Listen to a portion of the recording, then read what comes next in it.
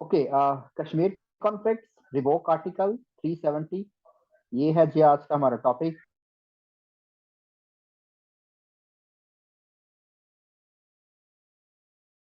Detail के साथ करेंगे। आउटलाइन देख ले पहले। आज के इस टॉपिक में हम ये तमाम चीजें जो है वो डिटेल के साथ इसको कवर करेंगे। और टॉपिक कॉमन हो जाता है, political science paper 2, Pakistan affair, current affair, international relation और समटाइम्स इंडो पाक हिस्ट्री में भी ये टॉपिक कॉमन है। चलें जी, हम स्टार्ट करते हैं। ये सारी आउटलाइन है, ये सारे एरियाज को डिस्कस करेंगे हम। सबसे पहले देख लें कश्मीर का मसला है क्या। जी, कश्मीर जो है एक टेरिटोरियल कॉन्फ्लिक्ट है, एक जमीनी तनाज़ा है, इंटर स्टेट कॉन्फ्लिक्ट। ठीक है, यानी रियासतों के माबैन ये प्रॉब्लम है। और इसके बारे में कहा जाता है कि इस वक्त ये जो मौजूदा दुनिया में टेरिटोरियल कॉन्फ्लिक्ट हैं, जैसे पैलेस्टाइन है, नगोर्नो काराबाग है, ताइवान का प्रॉब्लम है, तो कश्मीर उनमें से सबसे पुराना और गैर हल शुदा मुतनाज़ा इशू है। और ये जो प्रॉब्लम है, ये अगर हम तारीख में जाएं तो पाकिस्तान बनने के बाद ही ये मसला जो था वो ये शुरू हुआ था। पार्टीशन जब हुई तो इंडिया जो था उसने कश्मीर पे ऑक्युपाई किया, और यूं कश्मीर जो था वो पाकिस्तान और इंडिया के मबैन जो था वो एक टेरिटोरियल इश्यूज के तौर पर आज भी एग्जिस्ट करता है। This is the three party conflict. एक इंडिया है, एक पाकिस्तान है इसमें पार्टी, और तीसरा जो है वो कश्मीरी लोग खुद एज अ पार्टी के तौर पर इसमें कंसिडर किए जाते हैं। इसका मतलब ये होता है कि जब भी आप इस मसले पे बात करें, जब भी इस मसले के हल की तरफ जाएंगे, तो कश्मीरी अवाम जो है उनकी राय लेना और उनका उसके अंदर क्या स्टैंड है वो लाजमी है। पाकिस्तान और इंडिया बायलैटरली इस मसले को जो है वो हल नहीं कर सकते जब तक कि वो कश्मीरी अवाम को इसमें एक पार्टी के तौर पर इन्वॉल्व ना करे। कश्मीर की जियो स्ट्रेटेजिक इम्पोर्टेंस बहुत ज़्यादा है। उसकी वजह यह है कि कश्मीर वो इलाका है जहाँ पे साउथ एशिया के जो बड़े दरिया हैं वहाँ से उनका मेजर सोर्स है, और इसी तरह कश्मीर में बड़े ग्लेशियर्स भी एग्जिस्ट करते हैं। टूरिज्म के हवाले से बहुत खूबसूरत इलाका है। तो इसी वजह से इंडिया और पाकिस्तान के मबैन ये जो इलाका है इसकी जियो स्ट्रेटेजिकली भी इम्पोर्टेंस बहुत ज़्यादा है। इसी वजह से कश्मीर हाई अल्टीट्यूड के ऊपर भी है, तो वहाँ पे बनाई हुई जो मिलिट्री पोस्ट होती हैं वो पूरे एरिया के ऊपर चेक एंड बैलेंस रखने के लिए काफ़ी अहमियत की हामिल हो जाती हैं। कश्मीर का मसला जो है वो पाकिस्तान और इंडिया के दरमियान बड़ी वॉर की वजह भी बना। पाकिस्तान और इंडिया कश्मीर के ऊपर तकरीबन 3 बड़ी वॉर्स और एक लिमिटेड वॉर जिसको कारगिल वॉर कहते हैं वो लड़ चुके हैं, लेकिन अभी तक ये मसला हल नहीं हुआ। कश्मीर के बारे में ये भी कहा जाता है कि ये एक ऐसा मसला है जिसमें नेग्लिजेंस नजर आती है, इनफ्लेक्सिबिलिटी है पार्टीज में, और वो गैर लचकदार दिखाई देती है इस मसले को हल करने में। इसी तरह इंसानी हकूक की बड़े पैमाने पर जो आपको वायलेशन नजर आती है, कश्मीर जो है उसका एक मेजर पार्ट समझा जाता है। सो दैट कश्मीर की जो है वो 4 लीगल डायमेंशन है, ये जरा ध्यान से समझिएगा जो लास्ट पार्ट है। सबसे पहले तो ये इनकम्प्लीट पार्टीशन ऑफ एजेंडा है। 3 जून का जो प्लान आया था उसके अकॉर्डिंगली कश्मीर के मसले को हल नहीं किया गया, और उसमें कहा गया था कि जो प्रिंसली स्टेट होंगी ब्रिटिश इंडिया के अंदर, और वहाँ पे जो नवाब और राजा होंगे वो डिसाइड करेंगे कि आया वो पाकिस्तान के साथ जाएंगे या इंडिया के साथ। लेकिन उसमें 2-3 चीज़ों का ख्याल रखा जाएगा जब आप अनेक्सेशन करेंगे। एक तो ये कि वहाँ के लोग क्या चाहते हैं, वहाँ पे आबादी किसकी ज़्यादा है, मुस्लिम्स की या हिंदुओं की, और तीसरा वो इलाका जोग्राफिकली किसके ज़्यादा करीब है। तो कश्मीर का जब सोल्यूशन या अनेक्सेशन की बात की जाती है तो इन तीनों पॉइंट्स को नज़रअंदाज किया गया।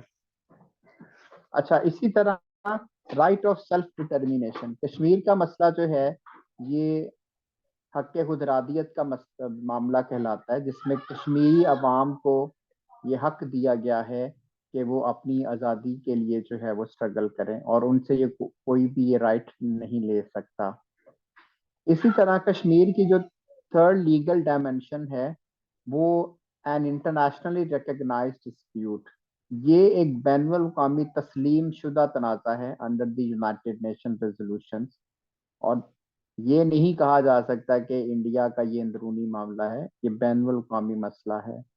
और fourth one is that an indigenous freedom struggle, कि कश्मीर का जो इशू है और वो जो आज़ादी की तहरीक है वो वहाँ की मुकामी तहरीक है। कश्मीरी लोग जो है वो पिछले कई डेकेड से जो है वो अपनी आज़ादी के लिए जो है वो स्ट्रगल कर रहे हैं, और ये कहना है कि ये टोटली एक्सटर्नल स्पॉन्सर्ड है, तो that is the fake argument.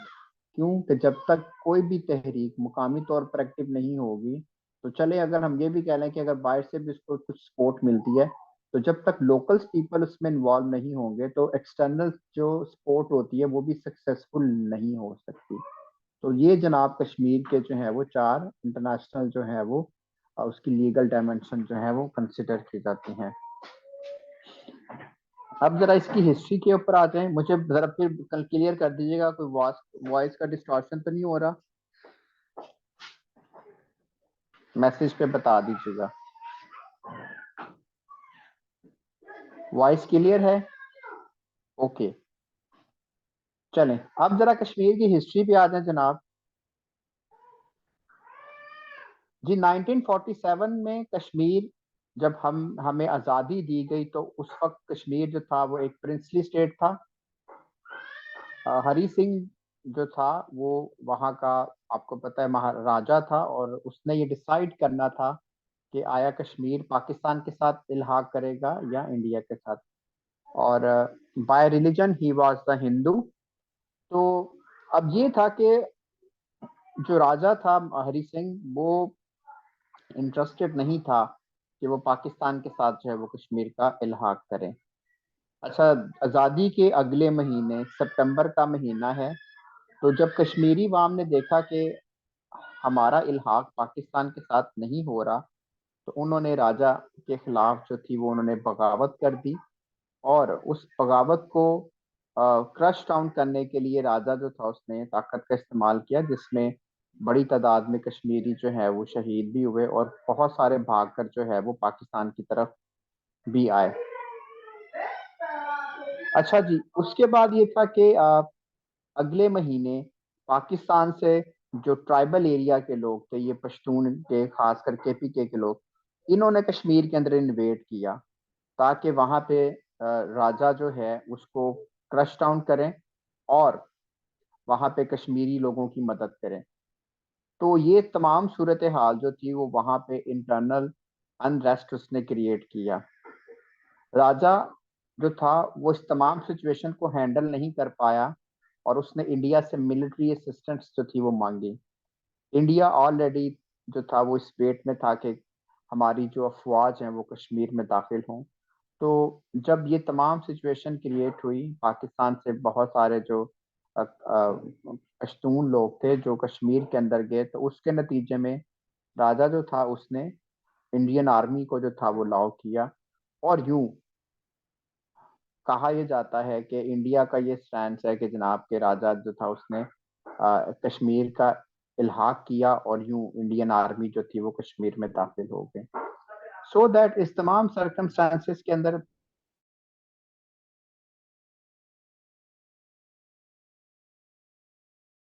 एक वॉर भी फिर स्टार्ट हो गई पाकिस्तान। 48 के अंदर जो था वो सीज फायर हुआ, और अक़वाम मुत्तहिदा जो था वो उसने इंटरवीन किया। और इवन दैट के कहा यह जाता है कि जब पाकिस्तान और इंडिया के दरमियान कश्मीर पर पहली जंग हुई, तो इंडिया ये मामला खुद जो था वो यूनाइटेड नेशंस के अंदर जो था वो लेकर गया। अच्छा, अब ये सिचुएशन जो थी कि जब पाकिस्तान और इंडिया की जंग हुई, तो पाकिस्तान ने भी कश्मीर के कुछ इलाकों पर अपना कंट्रोल हासिल कर लिया, जिसको आज़ाद कश्मीर कहा जाता है, और वहां पे पाकिस्तान ने अपनी अफवाज जो थी उसको डिप्लॉय कर दिया। अच्छा, यूएन की तरफ से जब ये सीज फायर हुआ, तो एक डेवलपमेंट्स ये भी थी कि पाकिस्तान और इंडिया जो थे उन्होंने एग्रीड किया कि हम कश्मीर से जो है वो अपनी अफवाज निकालेंगे। और फिर अक़वाम मुत्तहिदा की तरफ से एक रेजोल्यूशन पास की गई, आई थिंक रेजोल्यूशन 47 कहा जाता है उसको, कि कश्मीर का जो मसला है उसको प्लेबिसाइड्स के जरिए से हल किया जाएगा, यानी रेफरेंडम करवाया जाएगा और कश्मीरी वाम वोट करेंगे कि आया वो पाकिस्तान के साथ जाना चाहेंगे या इंडिया के साथ। अब ये सिचुएशन जो थी वो इंडिया के लिए थोड़ा डिस्टर्बिंग हो रही थी, क्योंकि इंडिया की जो इंटेंशन थी वो कुछ डिफरेंट थी। और इंडिया जो था वो इस बात पे विलिंग नहीं था कि कश्मीर के अंदर जो है वो प्लेबिसाइट हो, क्योंकि अगर प्लेबिसाइट होता तो फिर कश्मीरियों की एक बड़ी तादाद जो थी वो मुस्लिम, और ये अंडरस्टूड था कि उन्होंने पाकिस्तान की फेवर में वोट देना था और यूं कश्मीर जो है वो इंडिया के हाथ से निकल जाना था। इंडिया ने क्या किया, 1951 में वहां पे करवाए जनाब इलेक्शंस कंडक्ट करवाए, ठीक है, और यूं कश्मीर की एक पपिट जो असेंबली थी वो बन गई। और बड़े क्लेवरली इंडिया ने कश्मीर के ऊपर अपना कंट्रोल हासिल करना शुरू किया। सबसे पहले तो उन्होंने ये किया कि उस जो पपिट असेंबली बनी उससे एक रेजोल्यूशन या एक करारदाद जो थी वो पास करवाई। और वो करारदाद ये थी कि राजा ने जो इंडिया के साथ एक्सेशन किया है वो लीगल है, ठीक है, और यूं कश्मीर जो है वो अब इंडिया का पार्ट है। उसके बाद 1954 में एक और मेजर इंपॉर्टेंट डेवलपमेंट हुई, that was the introduction of the article 370 and 35 clause A in Indian constitution, जिसमें कश्मीर को एक स्पेशल स्टेटस दिया गया। कश्मीर का जो इलाका है ये 3 पार्ट्स पे डिवाइड होता है। हम तो सिर्फ कश्मीर बोलते हैं ना, एक जम्मू है, एक लद्दाख का इलाका है और तीसरा जो है वो कश्मीर। तो जनाब कश्मीर को इन आर्टिकल्स के तहत, जो कि आगे मैं चल के आपको बताऊंगा अभी, तो कश्मीर को एक स्पेशल स्टेटस दे दिया गया, यानी उनका सेपरेट कॉन्स्टिट्यूशन होगा, सेपरेट फ्लैग होगा और कश्मीरियों को जो है वो अंदरूनी तौर पर खुद मुख्तारी हासिल होगी। और यूं ये मसला जो है वो फिर थोड़ा बैक एंड के ऊपर जाना शुरू हुआ। पाकिस्तान जो है वो मुख्तलिफ डिप्लोमेटिक फोरम के ऊपर कश्मीर का मसला जो था उसको रेस करता रहा। और उसके बाद जो था वो फिर पाकिस्तान ने कश्मीर को आज़ाद करवाने की भी कोशिश की। अयूब खान की गवर्नमेंट जो थी उन्होंने ऑपरेशन जिब्राल्टर स्टार्ट किया 1965 में। मई के महीने में पाकिस्तान की तरफ से जो मुजाहिदीन थे उनको कश्मीर में लॉन्च किया गया। और उसके फिर 3 महीने बाद इंडिया ने पाकिस्तान के ऊपर हमला किया, यानी लाहौर पर, जो हम कहते हैं 6 सितंबर को। तो फिर एक बड़ी जंग जो थी वो स्टार्ट हुई। और उसके बाद फिर जंग का इख्तिताम हुआ और फिर मामला जो था वो थोड़ा फिर बैक एंड के ऊपर चला गया। 72 में एक और डेवलपमेंट हुई, जब शिमला एग्रीमेंट साइन हुआ था पाकिस्तान और इंडिया के दरमियान। और उसमें ये तय हुआ कि कश्मीर जो है वो एक मुतनाज़ा इलाका है। इंडिया इस बात पे एग्रीड किया। इंदिरा गांधी ने कहा कि ये जो लाइन ऑफ कंट्रोल है ये मिलिट्राइज्ड लाइन ऑफ कंट्रोल है, यानी एक ऐसे मुतनाज़ा इलाके की का बॉर्डर है जिसको हम इंटरनेशनल बॉर्डर कंसिडर नहीं करेंगे। अच्छा, उसमें एक और इम्पोर्टेंट बात हुई थी कि कश्मीर का जो मसला है वो इंडिया पाकिस्तान जो है वो दो तरफा बातचीत के जरिए से हल करेंगे, यानी किसी थर्ड पार्टी को इन्वॉल्व नहीं किया जाएगा। ये पाकिस्तान के लिए एक बहुत बड़ा डिप्लोमेटिक सेटबैक था कि पाकिस्तान इस बात पे एग्री हुआ। और उसके बाद इस पे फिर यूएन की जो रेजोल्यूशन या यूएन की जो मीडिएशन है वो काफी हद तक जो है वो बैक एंड के ऊपर चली गई। सो फिर क्या था, 1987, this was an other turning year in the history of the Kashmir. तो कश्मीरियों ने फिर क्या किया जनाब के, उन्होंने हथियार उठा लिए।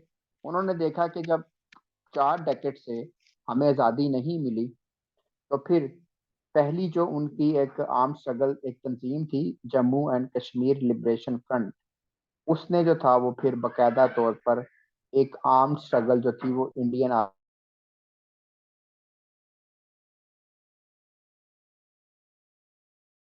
आर्मी के खिलाफ या इंडिया के खिलाफ स्टार्ट की।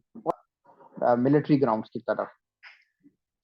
और फिर उसके बाद फिर पाकिस्तान से भी हमने देखा कि बहुत सारे ग्रुप्स जो थे इस तरह के, उनको भी बनाया गया और फिर वो कश्मीर में जहाद की पर्सपेक्टिव में जो थे वो दाखिल हुए, जिसमें जैश ए मोहम्मद है, लश्कर तैयबा है, हिजबुल मुजाहिदीन है, ये सारे पाकिस्तान ने बनाए। लेकिन पेपर में ना लिखिएगा, मैं आपको कुछ जनरली चीजें साथ साथ बता देता हूँ। कहा यह जाता है कि जब अफगानिस्तान की जंग का इख्तिताम हुआ, सोवियत यूनियन को शिकस्त हुई, तो वो तमाम जो फाइटर्स थे जो पहले अफगानिस्तान में लड़ रहे थे, जनरल जिया की जो हुकूमत थी, उन्होंने उनको डाइवर्ट कर दिया कश्मीर की तरफ। और फिर यूं कश्मीर के अंदर जो था वो एक स्पॉन्सर्ड जो जहाज था वो उसका आगाज हुआ। उसमें पाकिस्तान की आईएसआई भी इन्वॉल्व रही। यहाँ पे आज़ाद कश्मीर में बहुत सारे ट्रेनिंग कैंप बनाए गए और वहाँ पे जो मदारिस के जो स्टूडेंट्स होते थे उनको ट्रेन किया जाता था। उसमें हमारी बहुत सारी मजहबी तंजीमें भी इन्वॉल्व रही हैं। और यूं सारी सिचुएशन जो थी वो खराब हो गई। पाकिस्तान ने बहुत सारे पॉइंट्स के ऊपर कश्मीर का मसला खुद भी खराब किया है। खासकर जब हम इसको मिलिट्री पर्सपेक्टिव में लेकर गए हैं, तो पूरी दुनिया ने फिर कश्मीर पे पाकिस्तान को सपोर्ट करना बंद कर दिया, और आज भी ऐसा ही है। जी 99 में एक और इम्पोर्टेंट काम हुआ। पाकिस्तान ने एक बार फिर न्यूक्लियर डेटरेंट्स की बेस के ऊपर कश्मीर को आज़ाद करवाने के लिए कारगिल वॉर स्टार्ट की। कारगिल वॉर बेसिकली कश्मीरी का एक इलाका है, और वहां से हमने वही काम किया जो हमने ऑपरेशन जिब्राल्टर में किया था। और अब की बार पाकिस्तान जो था वो उसने न्यूक्लियर पावर हासिल की थी। तो ये परवेज मुशर्रफ जो थे उस वक्त के आर्मी चीफ, उन्होंने कारगिल को प्लान किया था। तो ये भी हमारे लिए एक सेटबैक हुआ डिप्लोमेटिक ग्राउंड्स के ऊपर भी, पॉलिटिकल ग्राउंड्स के ऊपर भी, कि आप उनके इलाके में गए, वहां पे बड़ी तादाद में उनको मारा भी। फिर जब आपने विड्रॉ किया तो आपकी आर्मी को भी एक, आपको पता है, एक मैसिव डेथ टोल जो है वो फेस करनी पड़ी। और यूं अगेन दैट हम कश्मीर को आजाद करवाने में नाकाम रहे। 2003 में पाकिस्तान और इंडिया ने जो था वो एक सीज फायर लाइन पे मुआहदा किया था कि कश्मीर के बॉर्डर्स के ऊपर जो है वो क्रॉस फायरिंग नहीं होगी, ताकि लोगों की जो जानो माल है बोथ साइड्स पे उनको तहफ़्फ़ुज़ फराहम किया जाए। ये काफ़ी सक्सेसफुल डेवलपमेंट थी, और फिर इससे काफ़ी बेनिफिट भी हुआ। जो अतराफ की दोनों बॉर्डर्स के अतराफ पे जो लोग रहते थे, उनको काफ़ी हद तक जो है वो सिक्योरिटी भी मिली। 13 के अंदर इंडिया और पाकिस्तान एग्रीड किए कि जनाब के लाइन ऑफ कंट्रोल पे मजीद जो है वो जो वायलेंस नजर आता है उसको कम किया जाएगा। लेकिन जो इम्पोर्टेंट डेवलपमेंट हुई वो 2016 में हुई। बुरहान वानी जो थे, जो कि कश्मीरी जहादी थे, ठीक है, फ्रीडम फाइटर थे, उनकी शहादत के बाद वहाँ पे लोकल अपराइजिंग स्टार्ट हुई। और कश्मीर के बड़े पैमाने के ऊपर जो था वो लोग अगेन दैट उन्होंने इंडिया के खिलाफ जो था वो एहतजाज करना शुरू किया। और इस दौरान फिर कुछ इस तरह के वाकयात भी हुए जिसकी वजह से पाकिस्तान और कश्मीर इंडिया के ताल्लुकात जो थे वो मजीद खराब हुए। ओके, लेकिन जो अब तक की सबसे इम्पोर्टेंट जो पेशरफ्त है वो आर्टिकल 370 को ख़त्म करना है, जो कि इंडिया ने 5 अगस्त 2019 को कश्मीर का जो स्पेशल स्टेटस था, जो कि 1954 में दिया गया था।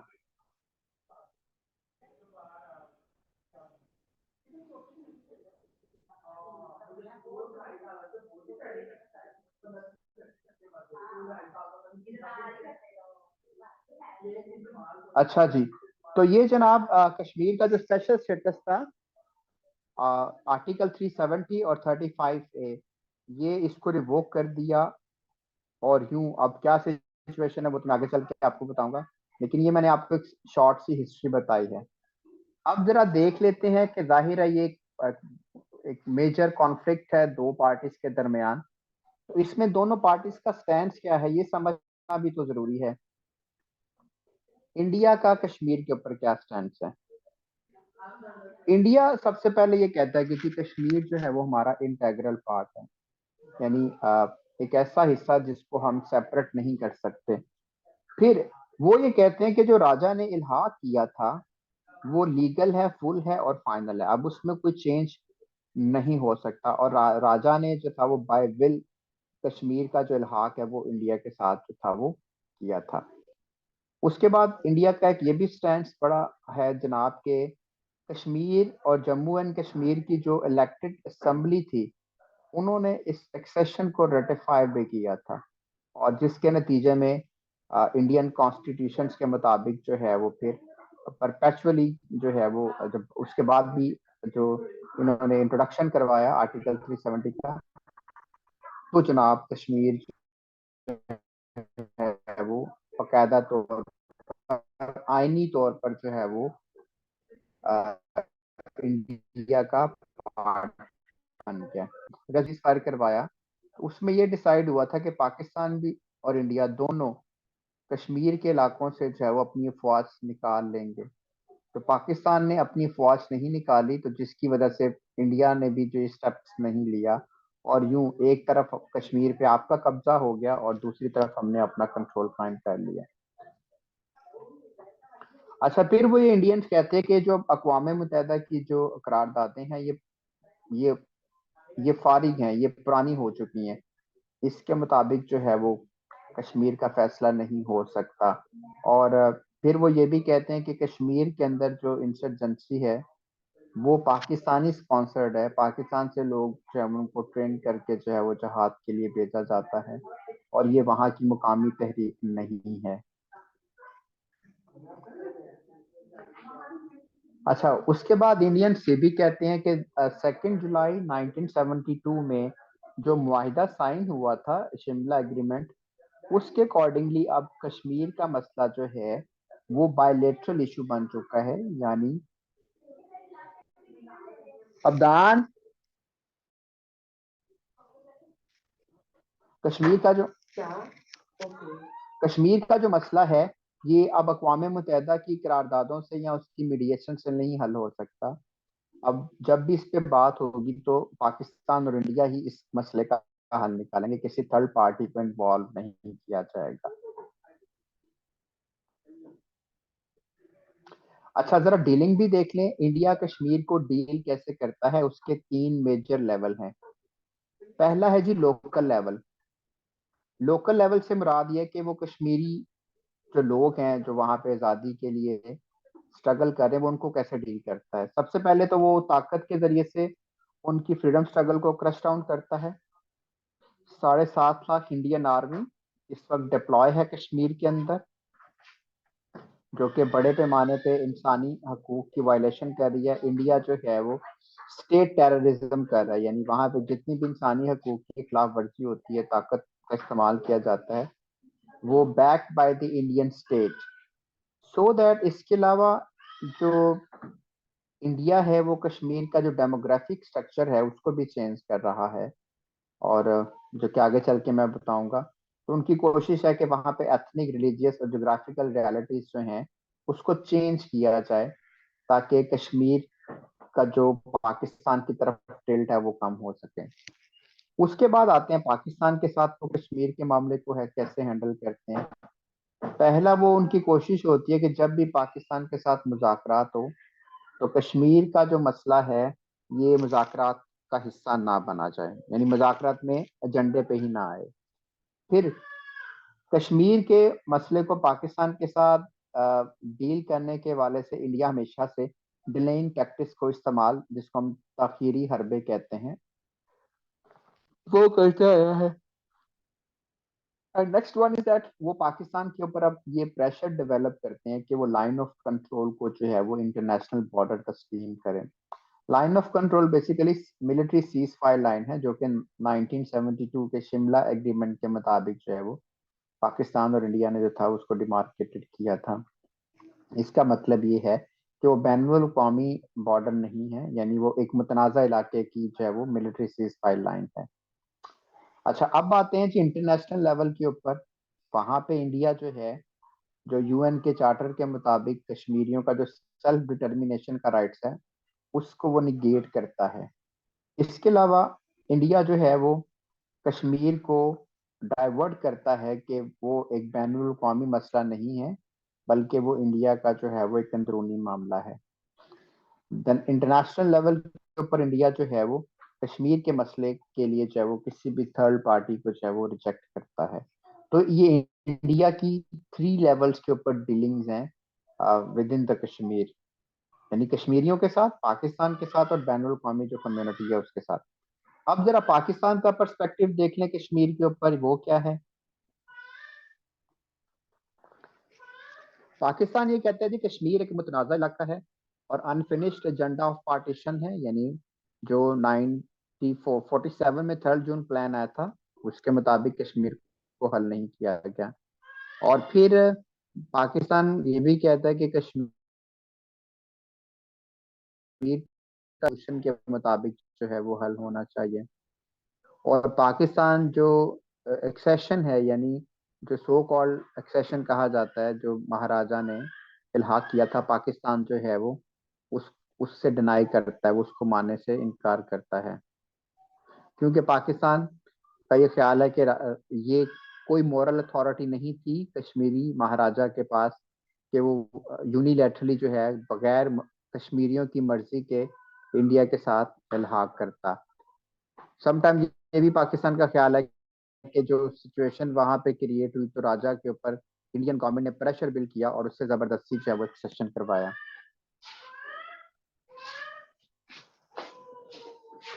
इसके अलावा पाकिस्तान का ये भी कंसर्न है कि जो आज़ादी की तहरीक है इंडिया में कश्मीर के अंदर, वो वहाँ की मुकामी तहरीक है, लोग खुद अपनी मर्जी से जो है वो आज़ादी की जंग लड़ रहे हैं।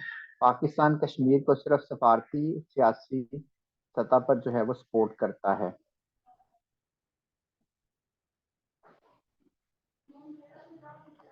और पाकिस्तान ये भी कहना है कि इंडिया कश्मीर की रेजोल्यूशन को इस वजह से बाईपास करता है क्योंकि उसमें जो है वो प्लेबसाइट का कहा गया था, और प्लेबसाइट्स के नतीजे में कश्मीर जो है वो अल्टीमेटली जो है वो पाकिस्तान के साथ अनेक्स होगा और इंडिया जो है वो उससे जो है वो विड्रॉ करेगा, यानी कश्मीर की वाम जो कश्मीरी वाम जो है वो इंडिया के साथ नहीं जाएंगी। अच्छा, एक और भी पॉइंट था कि पार्टीशन जो है वो 2 नेशन थ्योरी के तहत हुई थी, यानी मजहब की बुनियाद के ऊपर।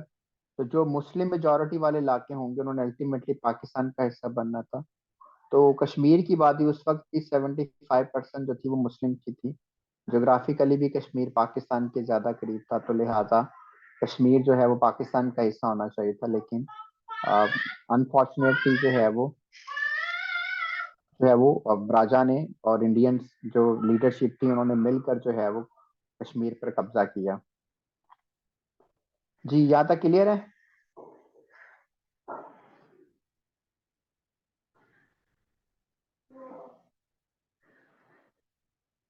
आगे चलें।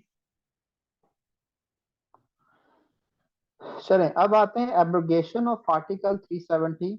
अब जरा जो कश्मीर पे जो सवाल आ रहे हैं पिछले 2-3 साल से वो इसी के ऊपर आते हैं, क्योंकि ये मेजर डेवलपमेंट्स हैं। 5 अगस्त 2019 को जो नरेंद्र मोदी की गवर्नमेंट थी उन्होंने कश्मीर का जो स्पेशल स्टेटस था, वो मैं आगे चल के आपको बताता हूँ, उस स्टेटस को उन्होंने खत्म कर दिया। और अब ये देखें कि जब ये उन्होंने रिवोक किया तो उसके बाद कश्मीर के अंदर जो था वो उन्होंने बड़े पैमाने पे ऑपरेशन स्टार्ट किए, कम्युनिकेशन लाइंस को ख़त्म किया, इंटरनेट को बंद कर दिया, कर्फ्यू लगा दिया, और यूं कश्मीर जो है वो एक आप कह सकते हैं कि गैरिजन में जो था उन्होंने इसको कन्वर्ट कर दिया। उस जब ये हुआ था तो कश्मीरी लीडरशिप को भी जो है वो प्री रेस्ट कर लिया गया था, और यूं सिचुएशन जो थी वो वहां पे मजीद जो थी वो खराब हो गई। अब ये जरा देख लें कि आर्टिकल 370 क्या है, इसका बैकग्राउंड।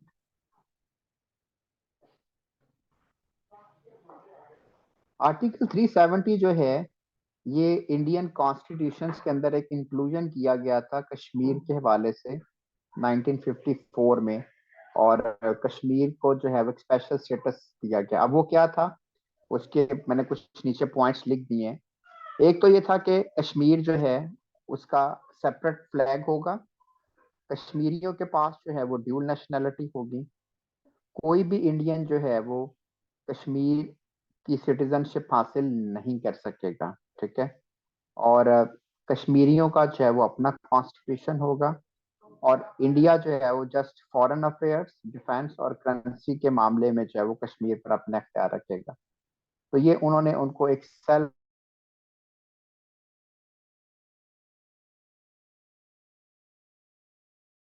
रूल का जो था वो एक अथॉरिटी। अच्छा, उसमें एक और आर्टिकल ऐड किया गया था, आर्टिकल 35A इंडियन कॉन्स्टिट्यूशन के अंदर। और उसके अंदर क्या इंपॉर्टेंट चीजें थी, वहां पे जो कश्मीरी रहायशी हैं उनको कुछ एक्स्ट्रा प्रिविलेजेस दी गई थी। एक तो ये था कि कोई भी नॉन कश्मीरी जो है, यानी हिंदुस्तान से कोई भी इंडियन हिंदू या कोई भी पर्सनालिटी हो, वो कश्मीर में जाके प्रॉपर्टी नहीं खरीद सकेगा। अच्छा, इसी तरह वो कोई कश्मीरी डोमिसाइल भी एक्वायर नहीं कर सकेगा। इसके साथ साथ ना ही वो वहां पे वोट कास्ट कर सकेगा और ना ही कंटेस्ट कर सकेगा। इसके अलावा एक और भी इम्पोर्टेंट था कि कोई भी इंडियन जो है वो किसी कश्मीरी खातून से शादी नहीं कर सकेगा, और वहां से शादी के बाद जैसे वो नेशनैलिटी होती है वो नहीं हासिल कर सकेगा। कश्मीर का एक अलग पब्लिक सर्विस कमीशन होगा, और जितनी भी वहां पे जो जॉब्स क्रिएट होंगी उसके लिए सिर्फ कश्मीरी लोग जो हैं वो एलिजिबल होंगे। कहा यह जाता है कि इंडिया ने ये एक सॉफ्ट हैंड इस वजह से दिया था 1954 में, ताकि कश्मीरी अवाम जो है वो इंडिया के अगेंस्ट ना जाए, राइट। और ये काफी हद तक इसमें फिर कश्मीरियों को इसमें प्रिविलेजेस तो दी गई, लेकिन फिर एट द एंड 2019 में इंडिया में जो हिंदुत्व जो उनकी गवर्नमेंट आती है बीजेपी की, उन्होंने फिर क्या किया कि इसको उन्होंने खत्म किया, इसको रिवोक कर दिया। क्यों? उसकी वजह ये कही जाती है कि जो एक्सट्रीम नेशनलिज्म इस वक्त हिंदू हिंदू साइड से नजर आ रहा है, वो यही है कि कश्मीर क्या बल्कि इंडिया के और भी बहुत सारे इलाकों के ऊपर जो है वो अपना मैक्सिमम कंट्रोल जो है वो हासिल किया जाए। सो दैट अब ये जो एब्रोगेशन हुआ है उसके बाद कश्मीर जो है उसने अपना स्पेशल स्टेटस लूज कर दिया है, और वहां पे एक तवील अरसे तक कर्फ्यू रहा, मेन स्ट्रीम मीडिया को क्लोज किया। ऐसा अबदान,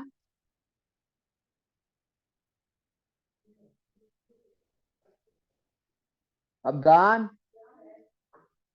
कीप साइलेंट। अच्छा, तो ये है कि वहां पे इंटरनेशनल मीडिया को एक्सेस नहीं दी गई। तो आज भी जो कश्मीर है वो गैरिजन स्टेट के तौर पर आप कह सकते हैं कि जिसका बैन अवी बरादरी के साथ जो है वो राब्ता जो है वो कट ऑफ है, और उनकी लीडरशिप आप देख लें अंडर अरेस्ट है।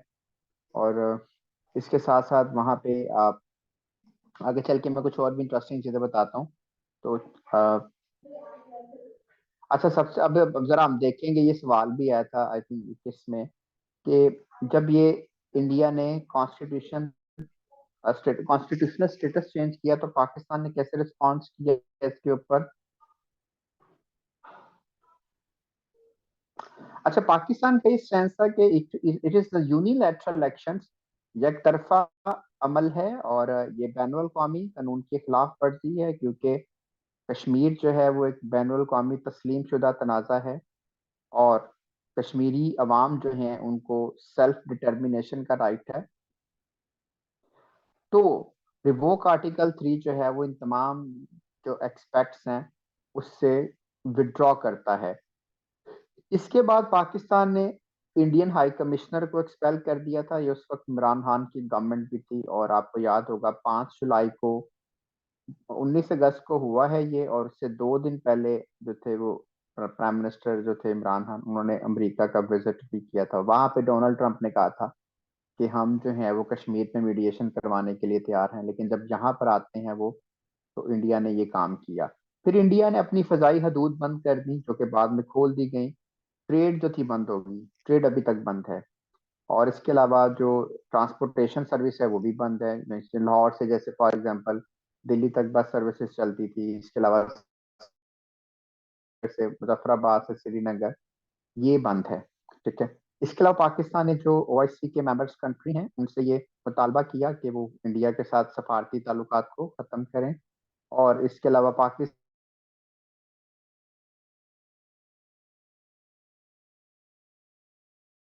ने सिक्योरिटी काउंसिल के स्पेशल जो सेशन है